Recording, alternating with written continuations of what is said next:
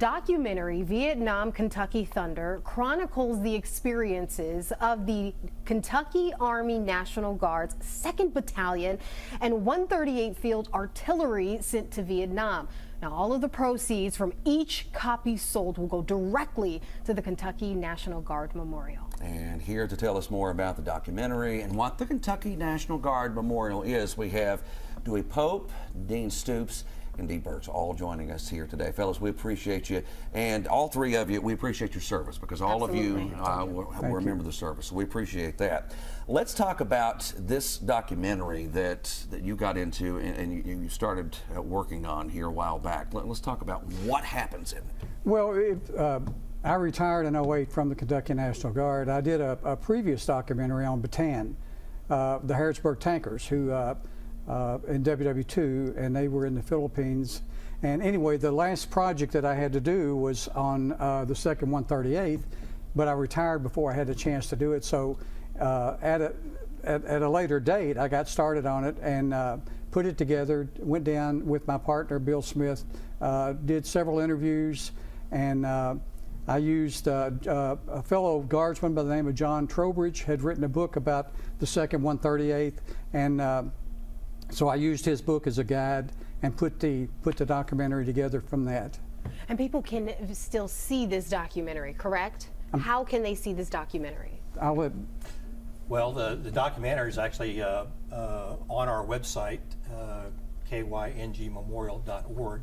You go to the top line menu, look up Vietnam Kentucky Thunder, and there's a link there that goes to a donation page. And at the bottom of that, just click the link, and it'll show the documentary, about 50 minutes long. And if you enjoyed the documentary or learned something from it, we're just asking for folks to show their support with a donation to the Kentucky National Guard Memorial.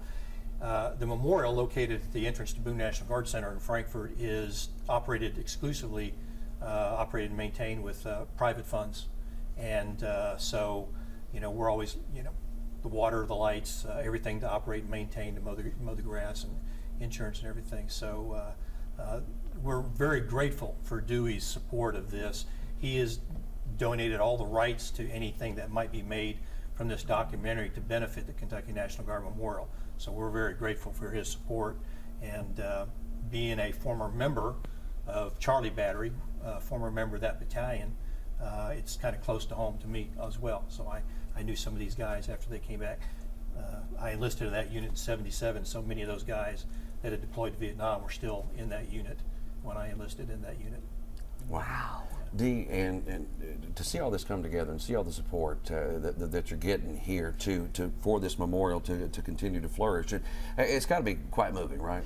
It is, and Dewey's my uncle. I mentioned that earlier, and I know this has been a passion project for 2 years, just to try to get it in the cutting room floor and get it done.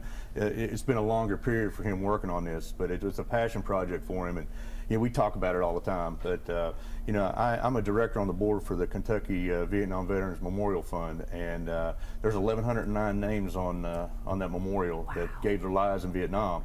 And to see this documentary and watch, the attention to detail for this, and what these guys, being citizens one day, being in the jungles of Vietnam the next, it's just it makes the hairs on the back of your neck stand up.